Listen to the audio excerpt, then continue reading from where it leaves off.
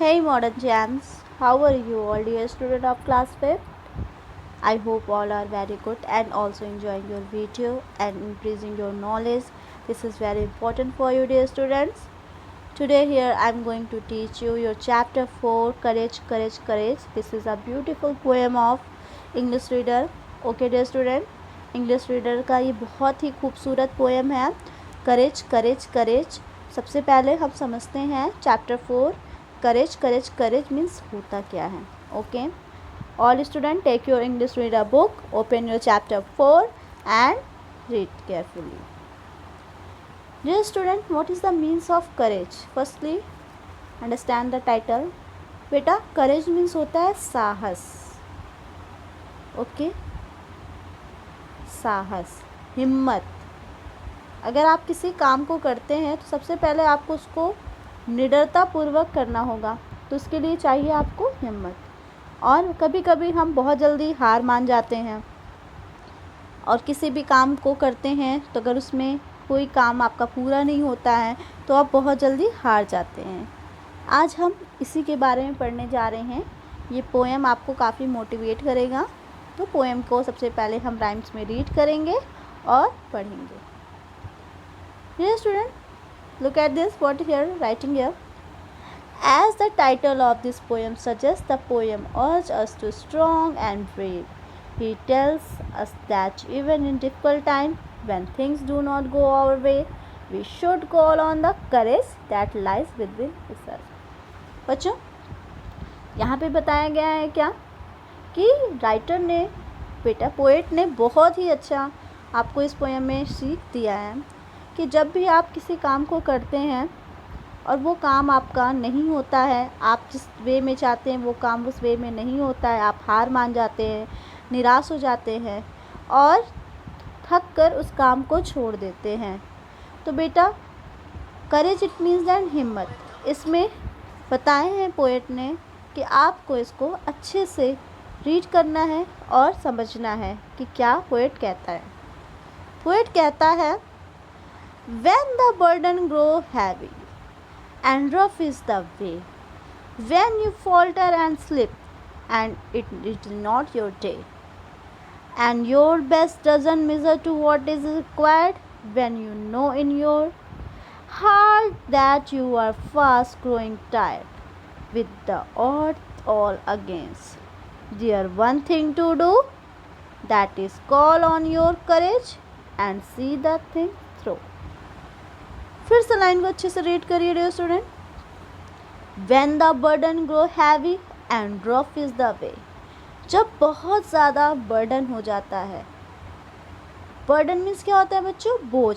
जब बहुत ज़्यादा बोझ बढ़ जाता है और आपके जो रास्ते हैं, रफ इज़ द वे, आपके जो रास्ते हैं वो काफ़ी कठोर हो चुके हैं। पोएम को समझेंगे बच्चों, that is a symbolic. When you falter and slip and it is not your day, कभी कभी हम बहुत काम करते हैं और क्या होता है वो काम नहीं बनता है, जिस वजह से हम निराश हो जाते हैं। तो ध्यान दीजिए वो आपका दिन नहीं है और हम उस काम को नहीं कर पा रहे। तो क्या होता है, and your best doesn't measure to what is required, और आप जो बेहतरीन चाहते हैं वो नहीं हो पाता है। When you know in your heart that you are fast growing tired, और आप अपने मन से चाहते हैं कि आप पूरी तरीके से थक गए हैं। With the odds all against you there is one thing to do, अगर सभी आपके अगेंस्ट हो जाए तो आपको एक चीज़ करना है, that is call on your courage and see things through. आपको करेज, हिम्मत से काम लेना है, साहस से काम लेना है।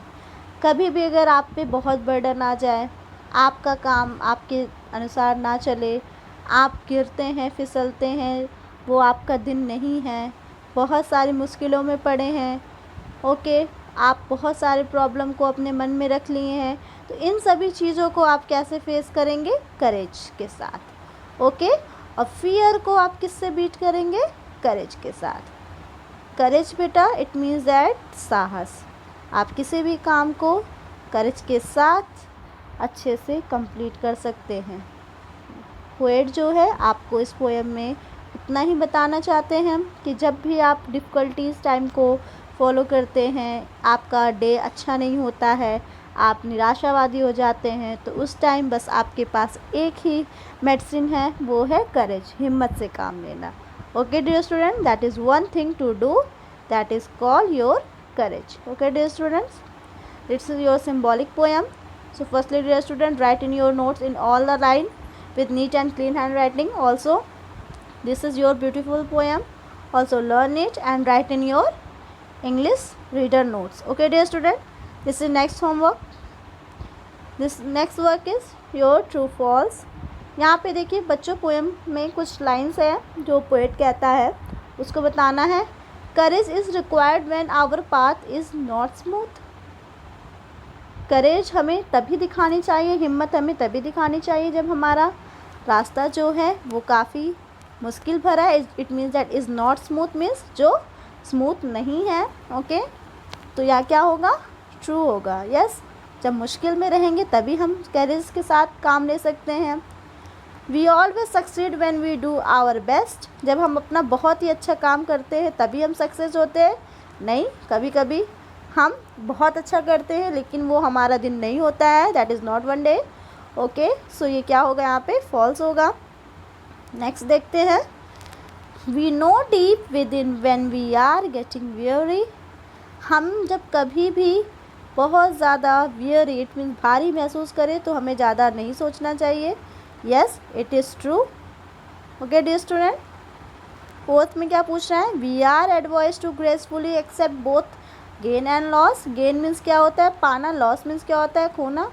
हमें अपनी उपलब्धि और लॉस, इट मीन्स दैट जिसको हम पाना चाहते हैं, खोना चाहते हैं.